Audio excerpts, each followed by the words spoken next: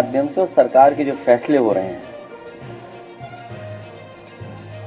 उससे चिंतित हम सब लोग हैं। और चिंतित इसलिए भी हैं कि अगर शिक्षा को ये साजिश तहत बर्बाद कर देंगे तो हमारा समाज का स्वरूप क्या होगा। हालांकि हम सब लोग जानते हैं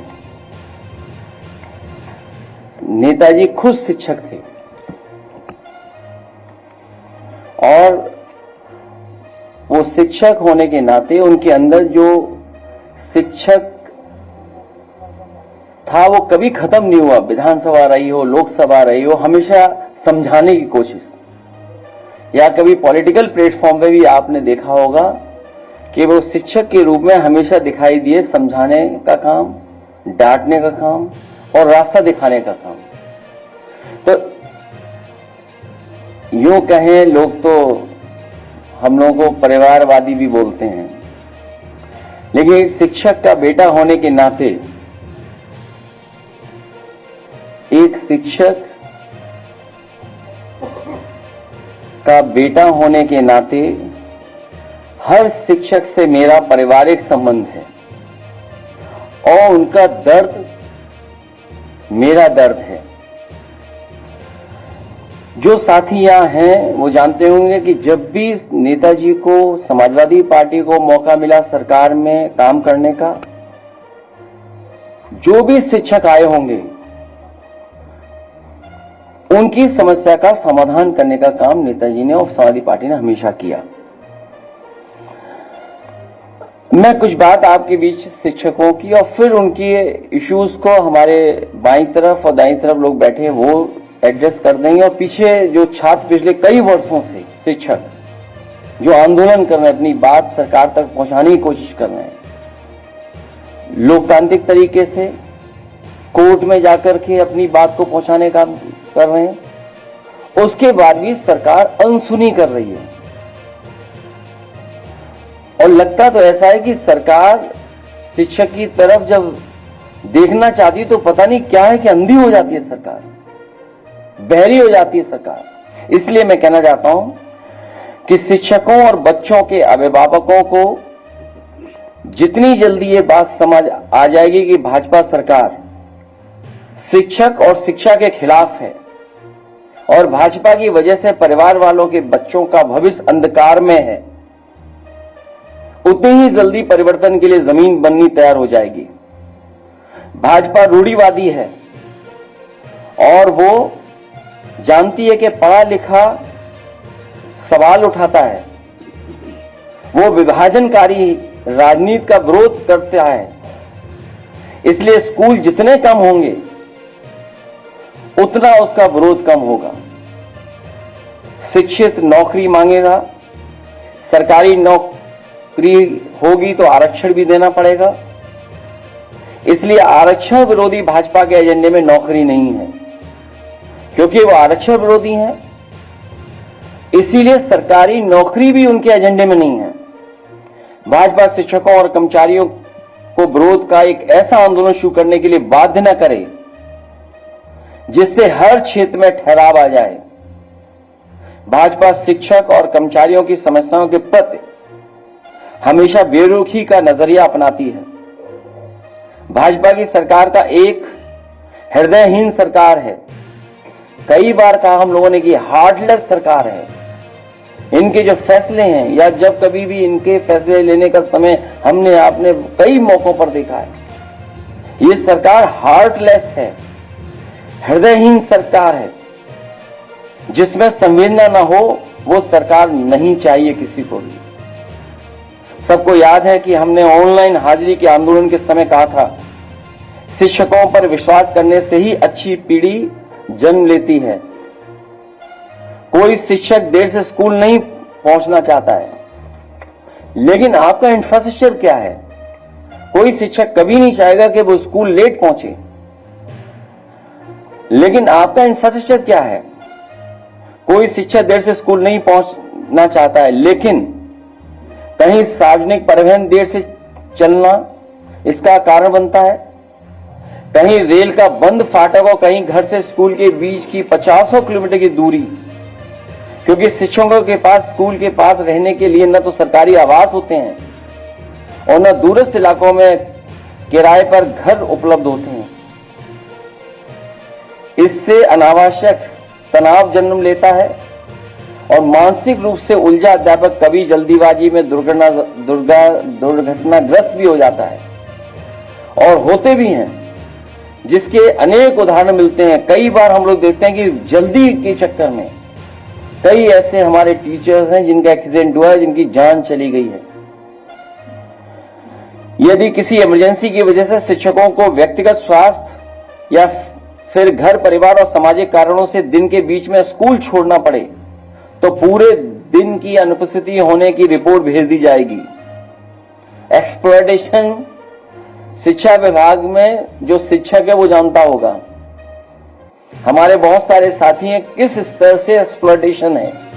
हम और लीडर ऑपोजिशन यहां बैठे थे, जनता दरबार के माध्यम से लोगों से मिल रहे थे। उसी समय एक शिक्षक आया और उसने बताया कि उसके सामने क्या संकट है। हालांकि ट्रांसफर पोस्टिंग के बारे में आपसे बेहतर कोई नहीं जानता होगा, वो झगड़ा शुरू हो गया है। तो वो अपने ट्रांसफर की रेट बता रहा था, कितने लाख? देर से स्कूल पहुंचने या जल्दी स्कूल के वापस जाने के अनेक कारण हो सकते हैं। यहां तक कि विद्युत आपूर्ति के बाधित होने या तकनीकी रूप से भी कभी इंटरनेट जैसी सेवाओं के सुचारू संचालन में समस्या आती है। इसलिए डिजिटल अटेंडेंस का विकल्प बिना व्यवहारिक समस्याओं के पुख्ता समाधान के संभव नहीं है, क्योंकि जब आपका इंफ्रास्ट्रक्चर ही पुअर है तो आप कैसे डिजिटली इतना साउंड करना चाहते हैं, आप हर चीज उसी पे ले जाना चाहते हैं। सबसे पहले अन्य सभी विभागों के प्रशासनिक मुख्यालयों में लागू किया जाए, क्योंकि जहां होना चाहिए वहां डिजिटल अटेंडेंस ही नहीं है। लागू किया जाए जिससे उच्चस्थ अधिकारियों के और जो हायर हैं अधिकारी, बड़े बड़े अधिकारी जो लागू करना चाहते हैं, उनकी अटेंडेंस कई बार चैनल बताता है, दिखाता है कि वो कितना अटेंडेंस उनकी रहती है। सबसे बड़ी बात यह है कि इससे शिक्षकों को भावनात्मक ठेस पहुंचती है, जिससे उनके शिक्षण व प्रतिकूल प्रभाव पड़ता है।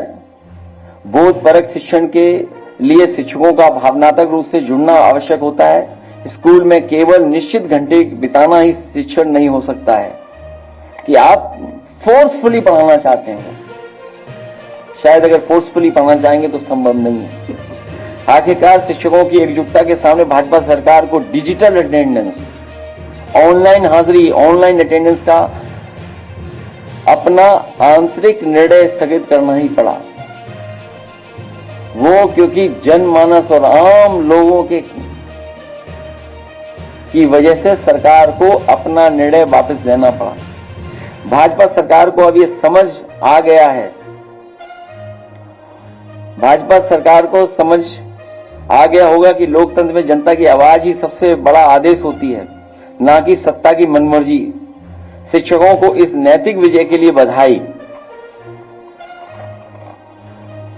गुरुओं के साथ जो अभद्र भाषा बोलते हैं,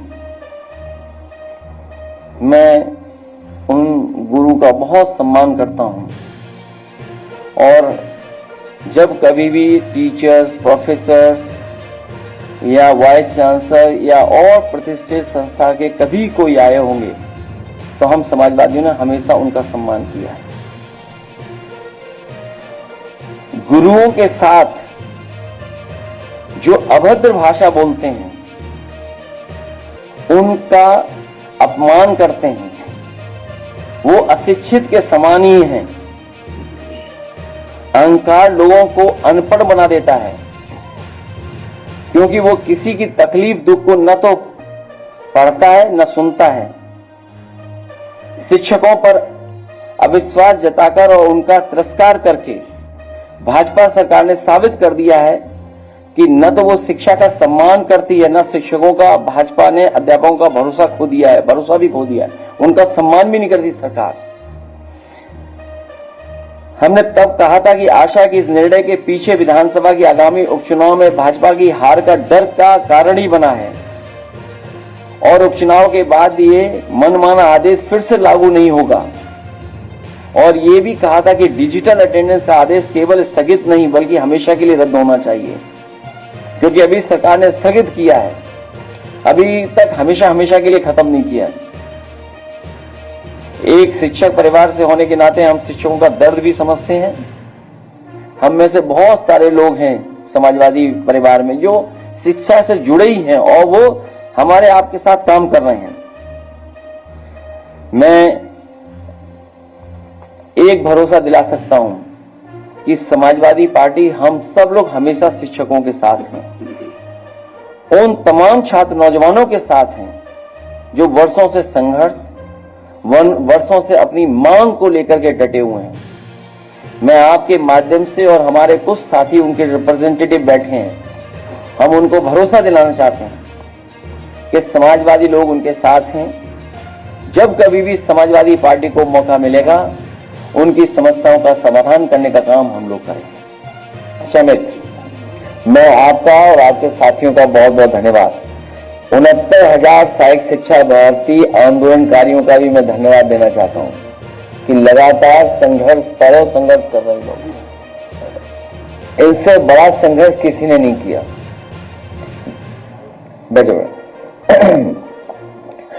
बेसिकली हम लोग आपसे निवेदन करना चाहते हैं, जो हमारे सभी साथी हैं, स्कूल मर्जर ये सोची समझी रणनीति है कि गरीब गांव में रहने वालों को शिक्षा से दूर कर दो, उन्हें शिक्षित न होने दो। और साथ ही साथ क्योंकि इनकी सरकार में जो पद खाली हैं वो लगभग 2 लाख हैं, लगभग 2 लाख पद खाली हैं शिक्षक के, जिनका ये लोग भर्ती नहीं कर पाए। तो अगर मर्जर हो जाएगा तो शिक्षकों की संख्या घट जाएगी। और हम और आप सब लोग जानते हैं कि सरकार समय समय पर ऐसी स्कीम चलाती है जिससे ड्रॉप आउट रेट कम हो जाए, बच्चे स्कूल जाएं। तो शिक्षक की संख्या घटा करके और जो मर्जर की योजना ले आएंगे तो ड्रॉप आउट रेट बढ़ेगा कि घटेगा? ग्रामीण क्षेत्र में कहां है ट्रांसपोर्टेशन? और हर अच्छे समाज की कोशिश है कि हमारी बच्चियों बेटियां पढ़ें। समाजवादी सरकार में नेताजी ने विद्याधन शुरू किया था, उसकी वजह से बड़े पैमाने पे जो बेटियां पढ़ाई छोड़ गई थी दोबारा पढ़ने लगी थी। लैपटॉप स्कीम से बच्चियां जिन्होंने पढ़ाई छोड़ दी थी 10th के बाद, उन्होंने दोबारा एडमिशन लेकर के 12th कर करके लैपटॉप से लाभ पाया। तो न पब्लिक ट्रांसपोर्ट है, ना आपके पास इंफ्रास्ट्रक्चर है। ये नई स्कीम केवल गरीबों को धोखा देने के लिए लोग ला रहे हैं। और ये तमाम बातें पढ़ाई की, अपने बच्चों की, बच्चियों की, एक परिवार वाले ही समझ सकते हैं। ये तमाम चीजें परिवार वाले ही समझ सकते हैं।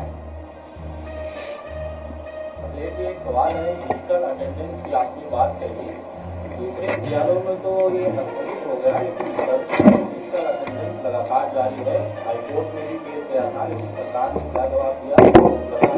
मदरसे के जो 10,000 शिक्षक हैं उनसे डिजिटल अटेंडेंस लगवाया जा रहा है। ये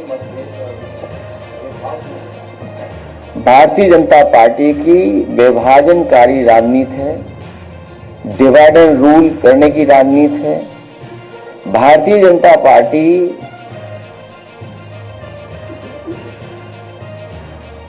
वो पॉलिटिकल पार्टी है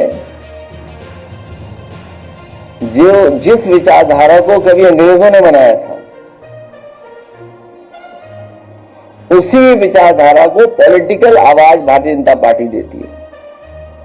जो अंग्रेज डिवाइड एंड रूल का फार्मूला दे गए थे, उसी पर भारतीय जनता पार्टी आज भी चल रही है।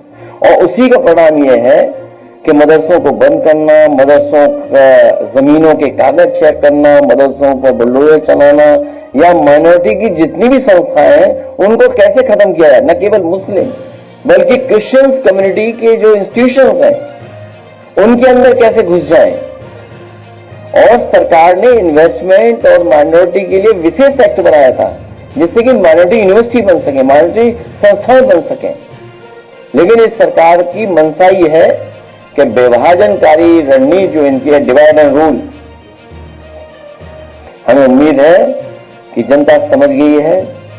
इस बार इन भारतीय जनता पार्टी के लोगों को हटाने का काम करेंगे।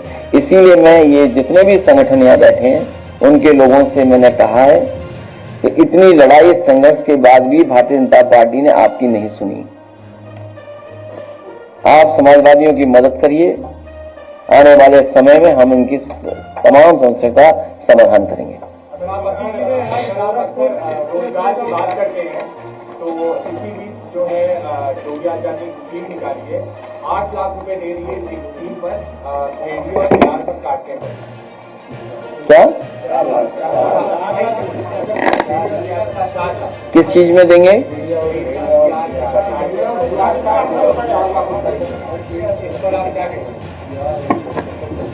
छोड़िए वो आगे वो पढ़ लेंगे दोबारा, नहीं हम पढ़ देंगे दोबारा। देखिए मुख्य बात यह है कि लगभग 2 लाख शिक्षक की भर्ती नहीं की सरकार ने। आप कितना कह रहे हैं? $1 ट्रिलियन इकोनॉमी है हमारी, हम दुनिया में तीसरे नंबर पर अर्थव्यवस्था पहुंचा दी है। तो आखिरकार ये तीसरे नंबर पे और विकसित भारत की, क्या विकसित भारत की डेफिनेशन में आता है कि आप 2 लाख शिक्षक के जो पद खाली है वो रखेंगे खाली आप? क्या यही विकसित भारत का सपना है? क्या विकसित भारत में यही होगा कि जो बच्चियां हैं वो कैसे पढ़ने जाएंगी? मान लीजिए आपके गांव में स्कूल इसीलिए बने थे क्योंकि गांव में ही बच्चे पहुंच जाएं। इस समय प्राइमरी में पढ़ने वाले सबसे ज्यादा गांव के गरीब बच्चे जाते हैं, उनसे ही अधिकार छीनना चाहते हैं। आखिरकार जो $1 ट्रिलियन इकोनॉमी का बजट है या जो उनकी अर्थव्यवस्था, पैसा जा कहां रहा है? पैसा जा रहा है लूट के हाईवे बन रहे हैं। जो लोग दूसरों के हाईवे पर उंगली उठाते थे, मैं अपने अखबार के साथियों से कहूंगा आप अपने भी अखबार उठा करके देखिए, जो सरकार बनने के बाद किस तरह के स्टेटमेंट आते थे, कितनी रजिस्ट्रियां चेक हुई थी, कितना करप्शन की बात होती थी। आज सबसे महंगा हाईवे बना है। कल तक तो हम अखबार में ढूंढते थे, कल तक, आज नहीं। कोई अखबार में रेट नहीं लिख रहा था कि हाईवे कितने हजार करोड़ का बना है। लेकिन मैं धन्यवाद देना चाहता हूं कि आज सभी अखबारों ने लगभग लिखा है 7,000 करोड़ का हाईवे है। और कब बन जाना चाहिए था? 2000 अगर किसानों के लिए मुआवजे पे गया तो 5,000 करोड़, मतलब अगर 5,000 करोड़ को हम डिवाइड कर दें 91 किलोमीटर की सड़क से, तो लगभग 50 करोड़ से ज्यादा पर किलोमीटर बना है। वही 4 लेन हाईवे, वो एक्सप्रेसवे नहीं है। हमारे मुख्यमंत्री जी सड़क, 4 लेन और एक्सप्रेसवे में अंतर ही नहीं जानते हैं। और अगर अंतर जानते होते और कभी किताब उठा करके देख लेंगे इंडियन रोड कांग्रेस क्या कहती है। इंडियन रोड कांग्रेस के जो मानक हैं, क्या उन मानकों के तहत ये सड़क बनी है? और जिसने भी मानकों से खिलवाड़ की है, क्या ये सरकार ऐसे अधिकारी के खिलाफ कभी कार्रवाई करेगी?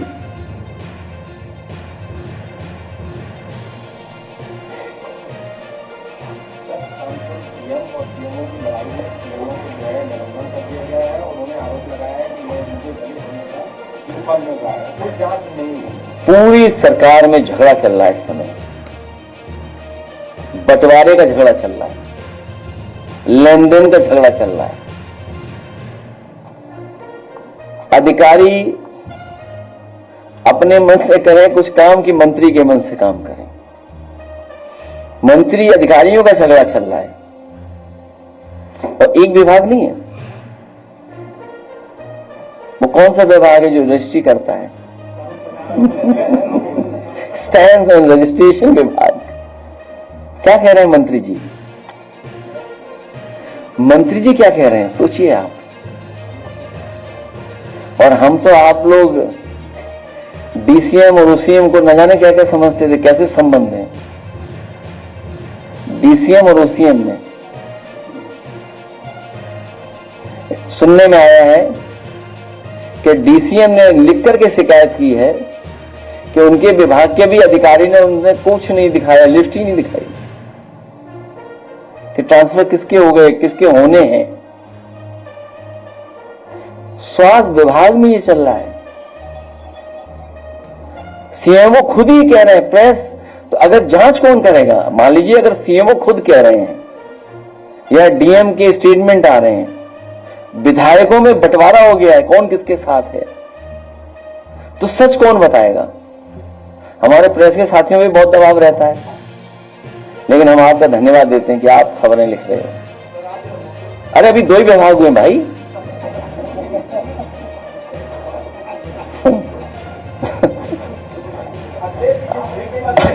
अभी तो 2 ही विभाग हुए हैं। और मैं यहां पर बैठा था, एक साथी आए, व्यक्ति आए, अपना कुछ काम रहा होगा अधिकारियों से, तो हम और लीडर पोजिशन थे। हमने क्या काम है तो बताया, वहां रेट है, वहां 3 लाख के ट्रांसफर का रेट है। सोचिए आप, एजुकेशन डिपार्टमेंट में सोचिए आप। एक और विभाग जो गांव का काम करता है, गांव के काफी काम करता है जिसमें हमको श्लोक सुनने को मिला था, भजन सुनने को मिला था।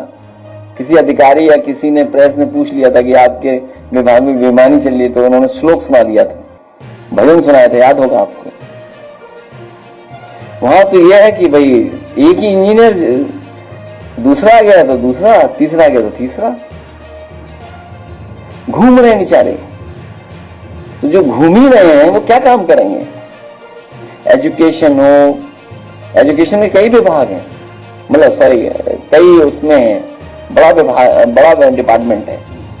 प्राइमरी जाने कौन से, हायर तक में सब चल रहा है। Higher means higher. Registration department का पता ही लगे, स्टैंडर्ड रजिस्ट्रेशन का, पीडब्ल्यूडी का आपको सबको पता है। जगह जगह लोग डामर उठा ले रहे हैं, यूं डामर उठा ले, बताओ आप। नगर विकास कौन सा शहर है जहां पानी बरसा और नालियां न चौक हो गई हो? सोचिए आप, कोई शहर हमें बता दो। और सबसे ज्यादा वहां चौक हो रही जो स्मार्ट सिटी है। स्मार्ट सिटी के लिए अलग से बजट है। सोचो, ड्रेनेज नहीं है। अगर जहां पानी भरता है हमें लगता है ये गोरखपुर है, लेकिन फिर हमें बताना पड़ता है ये गोरखपुर नहीं है, मथुरा है। ये गोरखपुर नहीं, ये आगरा है। ये गोरखपुर नहीं, ये उन्नाव है। सोचिए,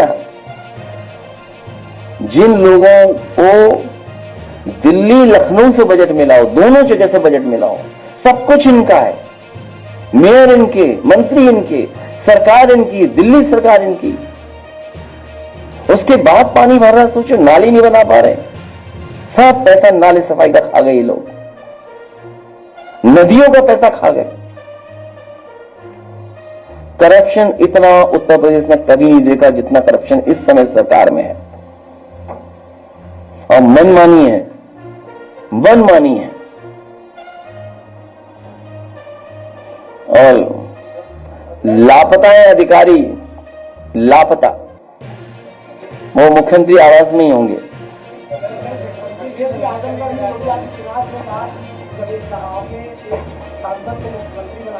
लेकिन उन्होंने कोई विकास नहीं किया। उन्होंने कहा कि डी कंपनी से समझौता करके थे और से साझेदारी किया। ऐसा है, डी कंपनी को एक्सप्लेन कर दो तो हम बताएं डी कंपनी कौन सी है? Development company? भाई आप डी कंपनी किसको बोल रहे हैं? नहीं, जैसे हम ये जानना चाहें, मान लो आपसे नहीं, मतलब मुख्यमंत्री जी से, आपके माध्यम से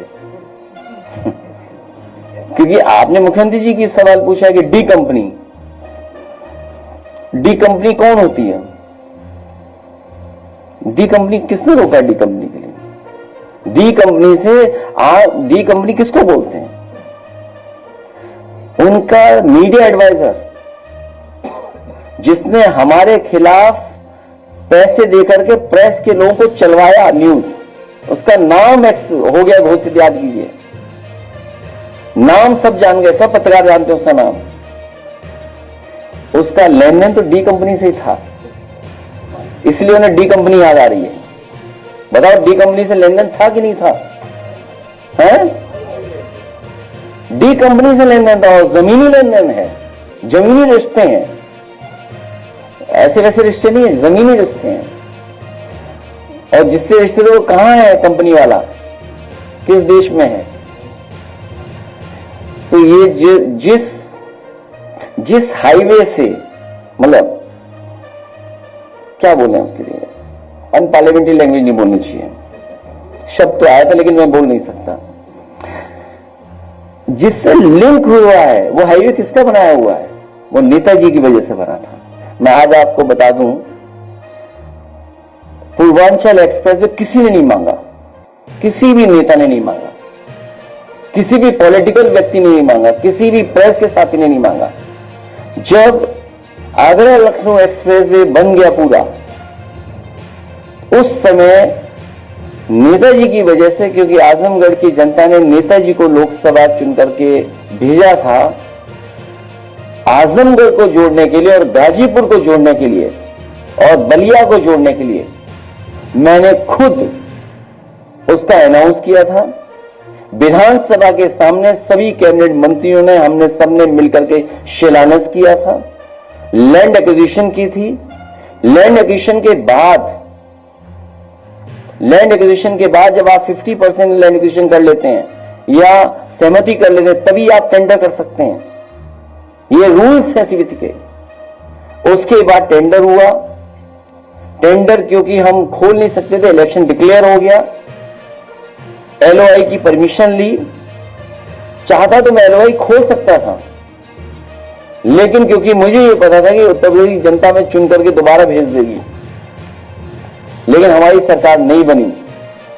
ये लोग सरकार में आए, जिस मानक से समाजवादी पूर्वांचल एक्सप्रेसवे बनना था, इंडियन रोड कांग्रेस के मानक से बनना था।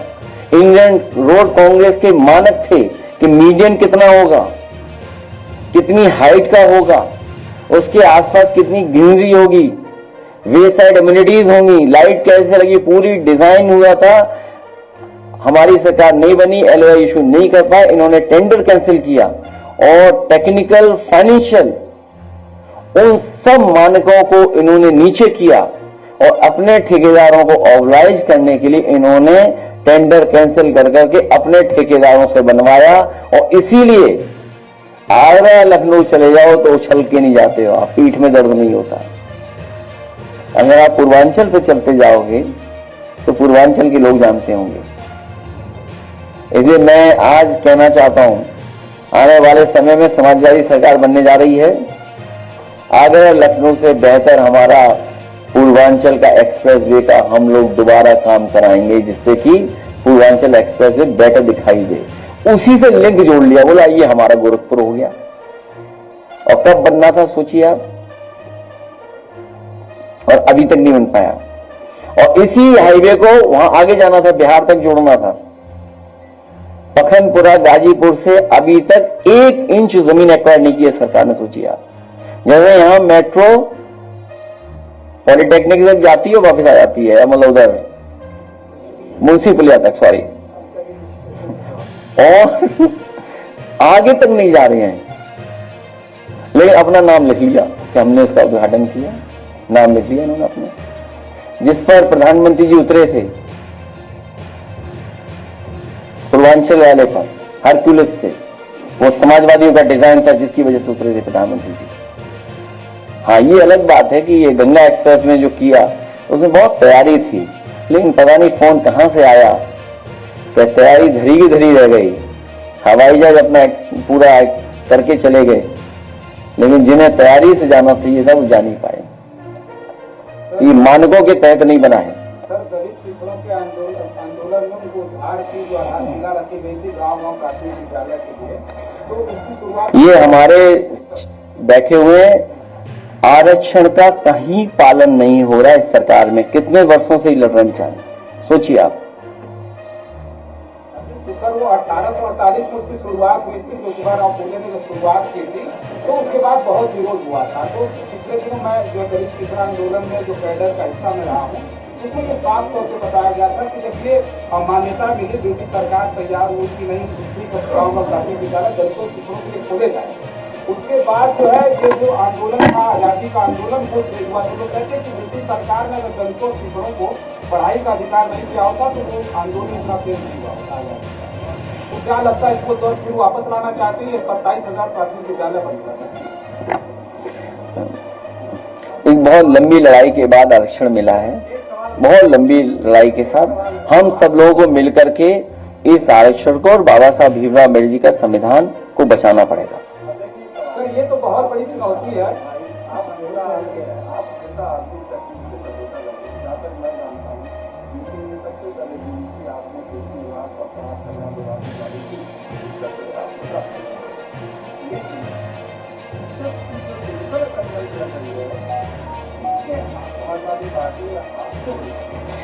हम इसलिए खिलाफ हैं कि शिक्षक अगर खुश होके जाएगा तो अच्छी पढ़ाई कराएगा, उस पर पाबंदी क्यों करना चाहते हैं आप? इंफ्रास्ट्रक्चर क्या है उसके लिए?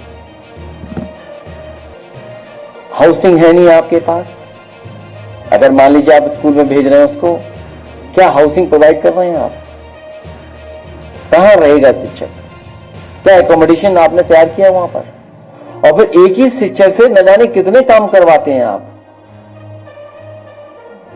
तो अगर आप एजुकेशन को बेटर करना चाहते हो तो टीचर के पास केवल टीचिंग हो और टीचिंग के लिए उसे पूरा टाइम मिले। वो सरकार के पास इंफ्रास्ट्रक्चर कहां है?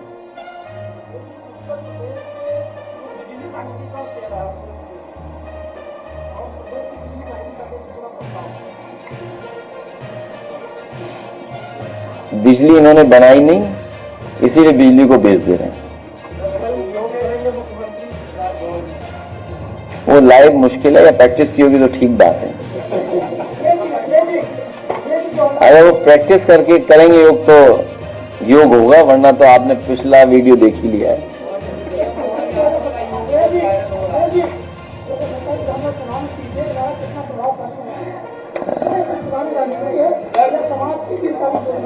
एक सवाल है सर, उत्तर प्रदेश की बात चल रही है। उत्तर प्रदेश में एक सीबीआई जांच चल रही है, लगातार 14 नोटिस दिए गए यूपी पीएससी में जो 2010 में एटीएस भर्ती की थी। अब सीबीआई ने कहा कि जांच बंद कर देंगे क्योंकि उत्तर प्रदेश सरकार से कोऑर्डिनेशन नहीं मिल रहा है।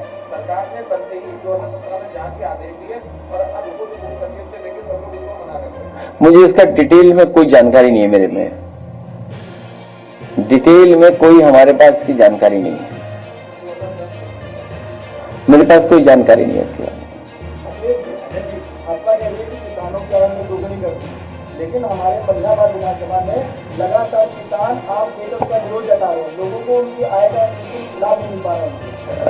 हमारे एक साथी ने पीडीए को लेकर के पूछा था।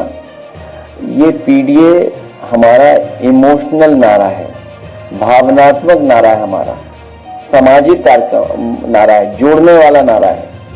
और हमारे ये मलियाबाद के जो साथी बता रहे हैं कि आम को फेंक दिया जाता है, ये अखबार नहीं पढ़ते। ये अखबार पढ़े होते तो ये जानते होते ये सरकार वहां पर वाइन बनाने जा रही है। तो वाइन आपको जब बन जाएगी तो आपको फ्री उपलब्ध कराई जाएगी।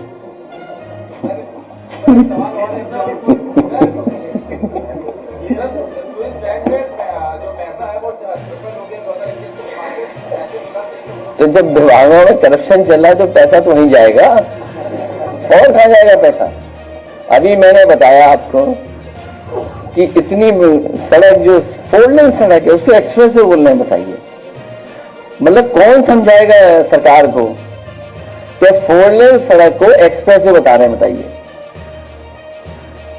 4 लेन रोड है वो तो ऐड देख लिया होगा आपने। तो 4 लेन रोड को एक्सप्रेस वे बता रहे हैं तो पैसा तो वहीं जाएगा, और कहां जाएगा? सुना है, मैंने अखबार पढ़ा है, न केवल ये पढ़ा है अखबार में, बल्कि सुनने में आया है कि रुपया और नीचे जाता जा रहा है, रुपया और जा रहा है। और आज मैं आपसे कह रहा हूं, जिस तरीके से वॉर हो रहा है चारों तरफ, महंगाई और बढ़ेगी, महंगाई को कोई नहीं रोक सकेगा। हालांकि कुछ लोग मुनाफा कमा रहे होंगे, वो अलग बात है, लेकिन महंगाई बढ़ेगी, बेरोजगारी बढ़ेगी। और हमारी भारत सरकार कंफ्यूज है। हम वॉर के खिलाफ है, समाजवादी लोग किसी भी तरह का वॉर के खिलाफ है हम लोग, लेकिन भारत सरकार भी कंफ्यूज है हम कहां रहे हैं। इनकी फॉरेन पॉलिसी का पता ही नहीं फॉरेन पॉलिसी है क्या, और उसी का परिणाम ये है कि जो बता रहे हैं हमारे साथी, वो सूची भी आ जाए तो पता लग जाए किसी का पैसा वहां पर है। हमें तो केवल यूपी का पता है और उत्तराखंड का पता है। उत्तराखंड का ही नहीं पकड़ा गया अभी तक किसका था पैसा, तो स्विस का कौन पकड़ लेगा। और एक अधिकारी अभी भी लापता है। स्विस अकाउंट तो बाद में देखना, मुख्यमंत्री आवास में देखना, वो अधिकारी वहीं पर है।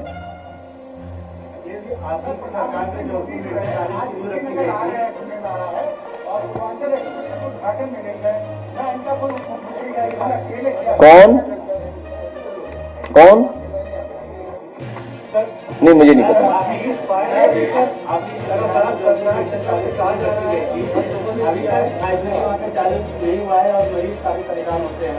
सरकार बदलो, सरकार बदलो तभी डॉक्टर आएंगे। सरकार बदलोगे तभी आउटसोर्स खत्म होगा। अभी एक शिक्षक पे हमारा ऐड बना हुआ है, वो मैं कहूंगा कि ऐड दिखाएं। मैं चाहूंगा कि जब कंप्लीट हो जाएगा तो आप सब लोगों को भी ले चलूंगा मैं, और खाना खाएंगे हम लोग सब।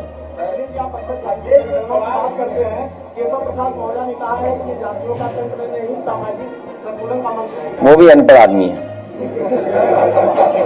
के अलावा क्यों नाम लेते हो उनका यार? मेरे मतलब में नाम लेते हो यार। ये देखो ऐसा के अलावा देखो ऐसा है, अभी कुछ दिन पहले या एक दो दिन पहले ये बीजेपी चलवाती है कि एक मुख्यमंत्री बदलने वाला है। धोखा मत करना आप लोग, धोखा मत खाना। आप में से कुछ लोग हैं जो बीजेपी से मिले हुए होंगे, वो चलवाते हैं कि मुख्यमंत्री बदलने वाला है। ये न्यूज चलती है, सोशल मीडिया पे चलाते हैं, पता नहीं बदलने की नहीं बदलने। और जो मुख्यमंत्री और सरकार जातियों की लड़ाई कराता हो, जो मुख्यमंत्री जातियों की लड़ाई करा करके सरकार लाभ लेना चाहती हो हर जगह, और जो कानून व्यवस्था की बात कर रहे हैं, गाजियाबाद में क्या हुआ, थाने के सामने मोदीनगर में क्या हुआ बताओ। जो एफआईआर लिखाने का वही मार दिया गया, बताइए। पूरे उत्तर प्रदेश में कोई लॉ एंड ऑर्डर नहीं है, कोई लॉ एंड ऑर्डर नहीं है। केवल मारपीट नहीं, मैंने तो तस्वीर देखी कि यात्री को कितना मारा गया, कितना मारा गया उसको, और वो भी वंदे भारत ट्रेन, जो नई ट्रेन चल रही है उसमें पीटा गया। ये अहंकार में अहंकार है इनको, पता नहीं किस बात का। केवल ये अहंकार नहीं है, झांसी का पता करना आप लोग, न जाने कितनी लूट है वहां बालू खनन की। अब बदलाव तो आप ही लोगों के माध्यम से पता लगता है कि बदलाव होने जा रहा है, जब डीसीएम ओसीएम एक दूसरे की नहीं सुन रहे हैं।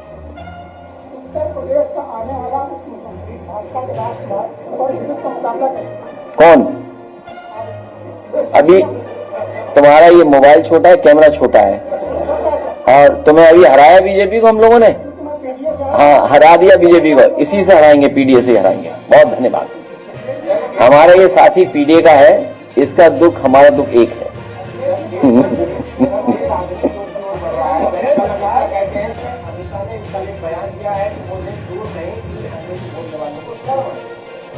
ये तो ठीक कह रहा है। इसका अंग्रेजी आती नहीं, सही कह रहा है, ठीक है और क्या।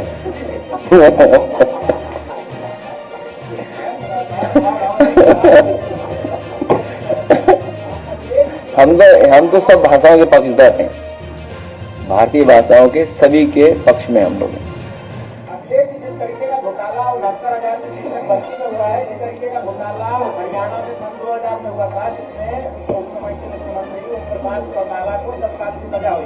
लेकिन उत्तर प्रदेश में अब तक किसी को भी कोई सजा नहीं हुई। 69,000 की लड़ाई हम लोग लड़ते रहेंगे।